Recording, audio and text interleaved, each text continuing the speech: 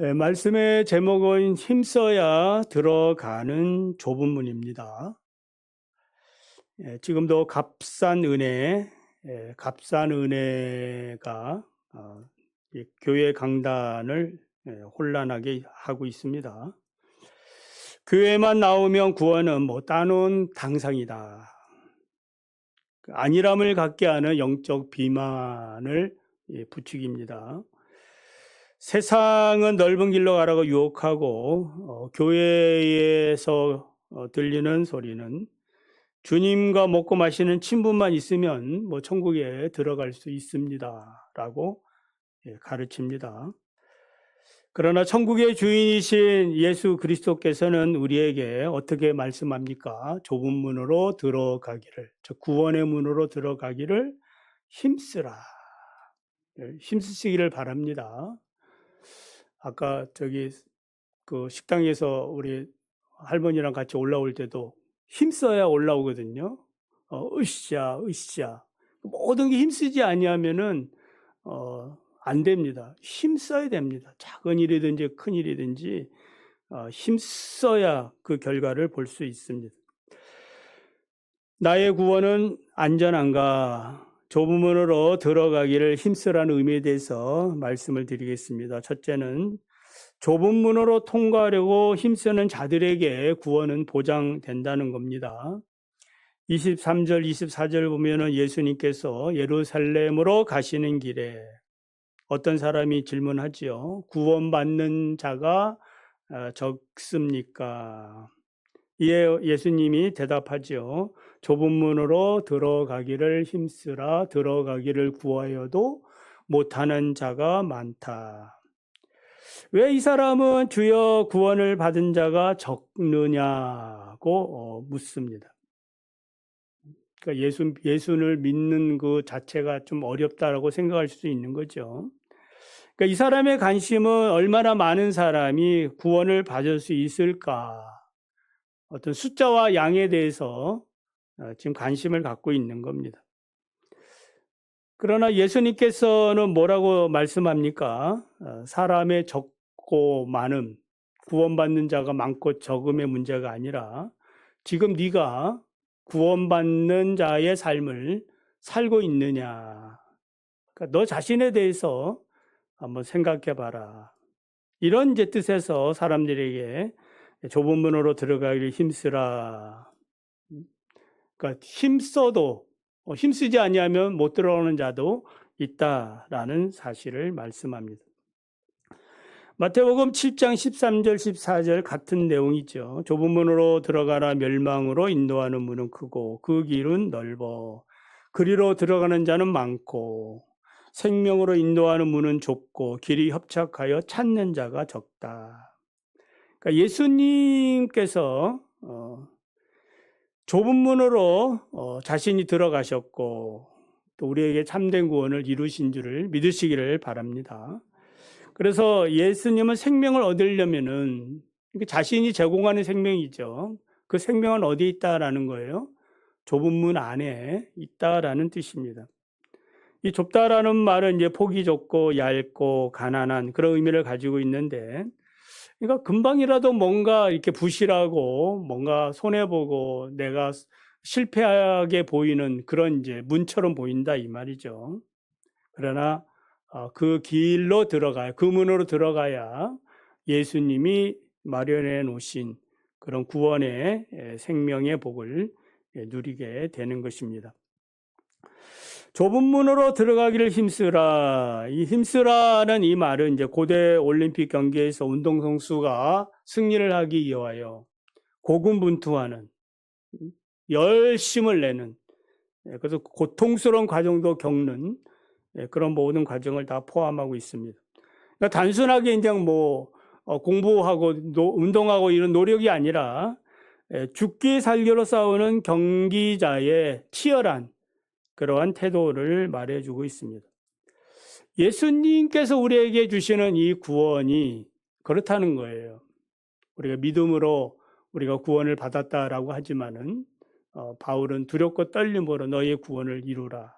이 구원을 그 확보한 자로서, 구원을 얻은 자로서의 삶은 영적으로 어떤 치열함을 얘기해 주고 있습니다.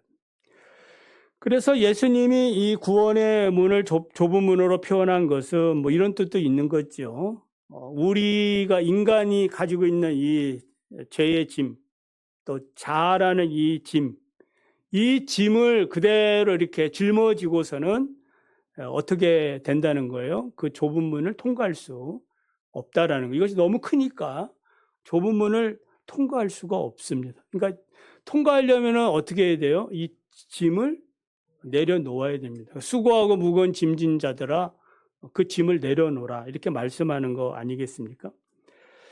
그래서 자기 짐을 내려놓는다는 말은 세상의 넓은 길로 향하던 내 삶의 방향을 좁은 문으로 구원의 이 길로 전환했음을 말합니다. 그러니까 삶의 방향 전환이에요. 하늘을 향해 입술로만 주여 주여 이렇게 말하는 자가 있다면은 말은 뭐 주여 주여 잘하는데 여전히 발은 땅에 세상 욕망을 향하여 살고 있다면은 이 사람의 삶의 방향은 바뀐 게 아니죠. 그래서 삶의 방향 전환이란 마치 어떤 사람이 이제 어떤 부산을 간다라고 하면은 그 부산을 가려고 이제 하려면은 지도만 봐서는 안 되죠. 지도만 보고 어디에 중간에 경주도 있고 저 위에는 뭐 상주도 있고 어쩌고저쩌고 이제 관광지도 얘기하고 얘기는 잘해요. 목적지 가려면 어려움이 있고 또 이렇게도 가고 저렇게도 가고 그 어떤 문제점도 잘 알고 있습니다. 근데 진짜 문제는 뭐예요? 목적지를 향하여 한 걸음도 가지 않는다는 겁니다.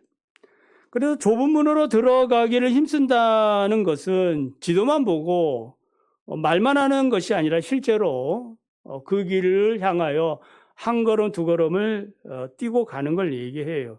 비바람을 맞고 진흙탕을 밟고 피곤한 다리를 만져가면서 목적지를 향해 가는 사람입니다. 그래서 구원은 지도를 보고 애운 자가 받는 것이 아니라 실제로 구원의 길을 걸어가면서 그리스도와 동행하는 그런 삶을 살아본 자가 누리는 것입니다. 그래서 좁은 문으로 들어가서 이제 좁은 문으로 들어갈 때 어떤 입장권이 필요하다고 보면은 그 입장권은 단체 입장권이 아니에요. 단체. 우리 가족 전체, 단체.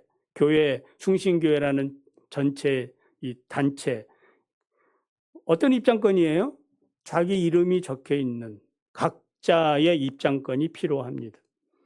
구원은 부모의 믿음이나 남편과 아내의 믿음으로 구원받는 게 아니죠. 예수님은 분명히 말씀하죠. 내 믿음이 너를 구원하였느니라. 한번 따라해 볼까요? 네 믿음이 너를 구원하였느니라. 그러니까 각자의 믿음을 따라서 그 믿음이 구원을 받고 안 받고를 결정하는 겁니다. 오늘 여러분은 이 시간 돌아가시면 천국 갈 수 있습니까? 아멘. 내가 고백해야 됩니다. 내 믿음으로. 천국 갈 수 있습니까? 김부섭 집사님, 천국 갈 수 있습니까? 할렐루야. 자, 그 믿음을 늘 점검하시기를 바랍니다. 존 버년이 지은 철로 역정을 보면은 주인공 크리스찬은 멸망의 도시를 떠나 좁은 문을 향하여 달립니다. 이웃들은 미쳤다고 조롱을 하지요. 가족들도 붙잡습니다. 그는 길을 막고 생명, 영원한 생명을 외치며 달려갑니다. 그가 좁은 문에 도달했을 때 문 위에는 뭐라고 써 있느냐? 두드리는 자에게 열릴 것이니라. 두드리는 거는 자기 믿음. 그 말씀을 믿고 두드리는 거예요. 네 믿음대로 구원을 받는다. 세상의 유혹을 뿌리치고 좁은 문을 향하여 질주하는 믿음의 선한 싸움이 무엇인지 잘 보여주고 있습니다. 바울은 디모데전서 6장 12절에서 좁은 문으로 들어가는 것을 믿음의 선한 싸움이라고 표현하고 있는 거죠. 믿음의 선한 싸움을 싸우라 영생을 취하라. 이를 위하여 우리가 부르심을 받았다. 그러니까 우리 모두는 어떤 부르심을 받은 거예요? 동일하게 믿음의 선한 싸움. 다시 말하면은 예수님이 좁은 문으로 들어가기를 힘쓰는 그런 사람들이 되었다라는 겁니다. 감사하시기를 바랍니다. 그러니까 뭐 좁은 문이 아니라 세상에 이런 그 다른 문도 들어가는 것도 쉽지 않아요. 애쓰고 힘써야 되는 겁니다. 두 번째는 언젠가는 구원의 문이 닫힌다는 사실입니다. 25절, 27절을 보면 집주인이 문을 닫은 후에 밖에서 두드려도 열리지 않을 것이라고 경고하죠. 이 사람들은 주님 앞에서 우리가 먹고 마셨습니다 라는 친분을 내세우지만 소용이 없어요. 예수님이 너희가 어디서 왔는지 알지 못하노라. 행악하는 자들아 나를 떠나가라.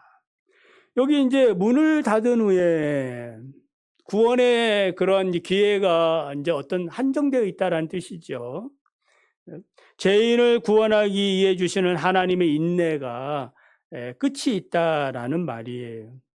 그러니까 문 밖에서 문을 열어달라고 두드리는 자들에게 너희가 어디서 왔는지 알지 못한다.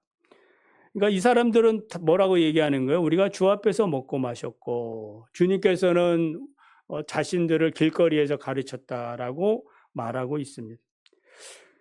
주님과 먹고 마시고 가르침을 받았다라고 주장하지만은 이러한 주장에 대해서 예수님께서는 그냥 하나도 받아들이지 않죠.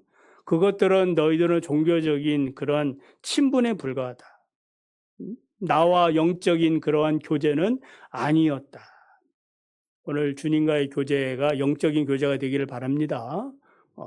나를 구원하신 그 주님 앞에 사랑의 마음을 가지고 우리가 예배하는 겁니다. 이게 이제 영적인 그 연합이에요. 그래서 주님과 함께 먹고 마신다는 것은 교회 안에서 예배 드려야죠. 또 성찬도 나누고 말씀을 또 나누고 그것만을 의미하지는 않습니다. 그거 이상 뭐가 필요한 거예요? 그러니까 이런 것들은 우리 종교적인 익숙함이라고 얘기할 수 있어요. 이런 것이 우리의 구원을 보장하지는 않아요. 주님께서는 우리의 종교적인 경력을 보는 것이 아니라 주님과 이런 영적인 이 친밀감, 그러니까 사랑하느냐 이 말이에요. 너가 나를 정말 사랑하느냐. 영적 친밀감이에요. 종교개혁자 마틴 루터는 신부로서 매일 미사를 드리고 성찬에도 참여하고 자기가 집례도 하고 그러나 그의 영혼 속에는 평안이 없었습니다. 루터가 이렇게 생각을 하며 내가 주님과 먹고 마시지만 정말 주님이 나를 아시는가? 그걸 생각하니까 근본적인 어떤 두려움이 몰려온 거예요. 그러다가 성경 말씀 한 구절이 루터의 마음을 사로잡지 않습니까? 로마서에 있는 말씀. 오직 의인은 믿음으로 말미암아 살리라. 할렐루야. 이 말씀으로 이 좁은 문을 발견한 거예요. 닫혔던 하늘문이 열리는, 그리고 주님과 영적 친밀감을 이제 비로소 경험하게 됐다라는 겁니다. 어떤 사람이 유명한 사람의 잔치에 초대를 받았다고 할 때에 입구에서 이제 막 소란을 피웁니다. 못 들어가게 하니까 이제 앞에 경비원이 나는 주인과 같은 동네에 살았고 아직 어제도 길에서 서로 인사하고 또 악수까지 했습니다. 그러니까 이제 경비원이 뭐라 그래요? 아니 그렇게 친하다면 주인께서는 당신에게 분명히 요 잔치에 참여할 수 있는 초대권을 보냈을 텐데 그렇다면은 이 그 초대권 초청장을 보여주십시오. 초청장이 있습니까? 없지요. 그냥 친하다는 것을 믿고 그냥 온 거예요. 그러니까 자기는 그렇게 생각하는데 주인은 뭐라고 생각하는 거예요? 너는 나하고 친하지 않아. 이렇게 생각하니까 초청장을 보내지 않은 겁니다. 자, 여러분 어떻습니까? 주님과 친밀합니까? 아멘? 노멘?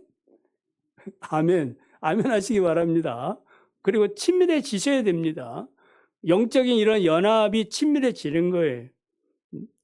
그래서 주님과 거리감을 두는 그런 성도가 아니라 구원받은 하나님의 자녀로서 친밀감을 가지고 그 친밀감이 깊어지기를 원합니다. 자, 마지막으로 세 번째, 먼저 된 자가 나중되는 반전이 일어난다는 거죠.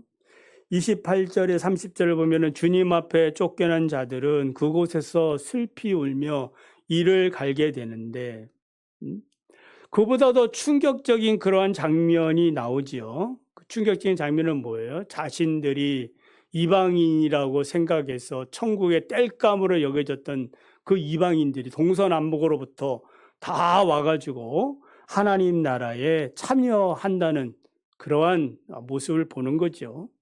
그리고 먼저 된 자가 나중되고 나중된 자가 먼저 될 수 있다라는 주님의 교훈의 말씀을 우리가 듣게 됩니다. 선민의식을 가지고 있던 유대인들, 아브라함과 이삭과 야곱 선지자들을 보유한, 율법을 보유한 이 사람들은 당연히 우리는 천국잔치에 참여할 것이다 라고 생각을 했는데 지금 쫓겨나서 슬피 울며 이를 갈고 있는 거예요. 거기다가 그만 말씀드렸죠. 충격적인 것은 뭐예요? 자기들 그렇게 무시했던 이방인들이 동서남북으로 와서 자기들 대신에 그 주인의 잔치에 참여했다라는 겁니다. 사도행전 초기에 예루살렘 교회는 복음의 중심지자 먼저 된 자입니다. 먼저 된 곳이죠.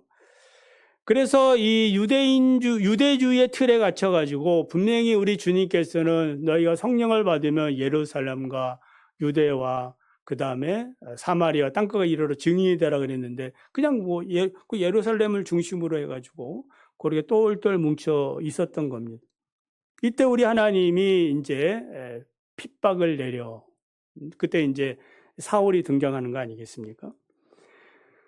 그래서 이 예루살렘의 촛대를 이제 옮기는 거죠.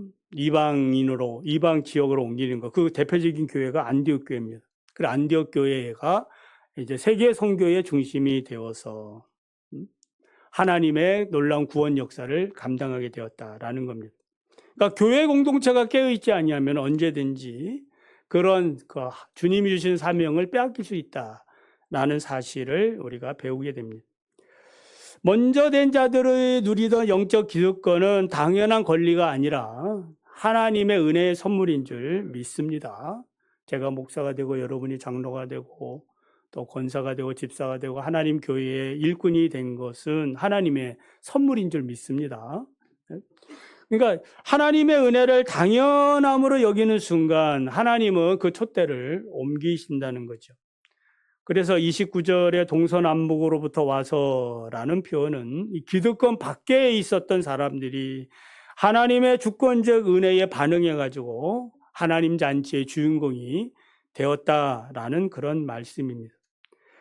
나중된 자가 먼저 되는 이유는 자신이 아무것도 아님을 알기에 하나님을 전부로 여기는 그러한 믿음의 사람들을 얘기해요. 여러분이 하나님이 여러분의 인생의 전부가 되기를 원합니다. 하나님 없으면 살 수 없습니다. 하나님을 사랑합니다. 나는 모태신앙이다. 나는 직분자다. 이런 영적 기득권은 우리에게 구원의 그 유익을 주지 못합니다. 이런 자부심은 오히려 주님을 향한 갈망을 쉽게 만듭니다. 하나님의 나라는 언제나 배고픈 자의 몫이에요. 마음이 가난한 자가 천국이 저희 것이다. 먼저 왔다는 안일함으로 나중된 자들의 뜨거움에서 우리가 그걸 빼앗길 수 있는 겁니다. 그래서 겸손함으로 우리에게 주어진 사명들을 잘 감당해야 됩니다. 누가복음 18장을 보면은 잘 아시는 내용이죠. 성전에서 기도하던 두 사람 나오죠. 바리새인과 세리죠. 바리새인은 나는 저 세리와 같지 않음을 감사합니다. 먼저 된 자로서의 고백이. 그러나 세리는 가슴을 치며 주여 나를 불쌍히 여기소서. 울부짖을 때에. 이게 나중된 자잖아요. 근데 우리 예수님께서는 바리새인보다 저 세리가 하나님 앞에서 의롭다라고 칭찬해 주신 겁니다. 마라톤 경기에서 40km 지점까지 1등으로 달렸다고 해서 금메달이 보장된 겁니까? 아니죠. 나머지 얼마 남았어요? 2.195km가 남았습니다. 조금 남았습니다. 그때까지 페이스를 잃지 않고 달려가야 합니다. 잠시라도 방심하면 누군가 또 뒤에서 힘차게 추월하는, 그래서 금메달을 뺏길 수 있다라는 것입니다. 말씀을 맺습니다. 몇 명이 모여 예배를 드리는지, 몇 명이 구원을 받았느냐가 중요한 것이 아닙니다. 뭐 큰 교회는 뭐 대단한 교회고, 작은 교회는 뭐 하찮은 교회고, 그런 건 없습니다.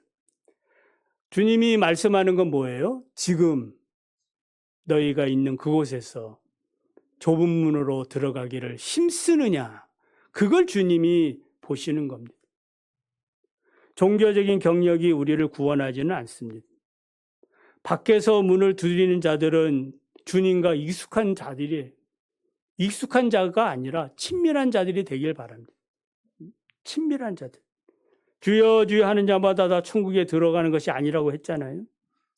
그들은 주의 이름으로 선지자 노릇하고 귀신도 쫓아내고 권능도 행했습니다.